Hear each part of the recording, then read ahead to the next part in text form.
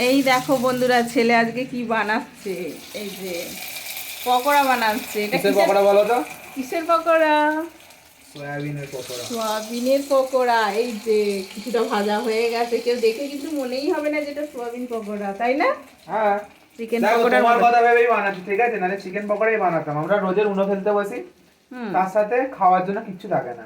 আজকে ভাবলাম উনো খেলতে বসবো যখন, এখানে খাওয়ার জন্য বেশ কিছু একটা করবো। কফি আর পকোড়া থাকবে, তাই তো? এবার কফি পকোড়া আর করতে পারবো? কেন কেন করতে পারবি না? ঠিক আছে, দেখা যাক। আর আমি যেহেতু চিকেন খাই না, সেই জন্য বললো একসঙ্গে খাওয়া হবে তিনজনে। সেই জন্য এই সোয়াবিন পকোড়া ওর মাথায় আইডিয়া এসছে যে তিনজনে খাওয়া যাবে। তো সেই ভেবে ছেলে এখন আমার পকোড়া ভাজছে। কদ্দুর বাবু? এই তো চলছে, ভাজা চলছে। ভাজা চলছে, গরম গরম একদম, তাই তো? হ্যাঁ, একটু কফি বানিয়ে নিস। কিন্তু তখন আর গরম থাকবে না, এখন খেলতে বসবো। ঠিক আছে।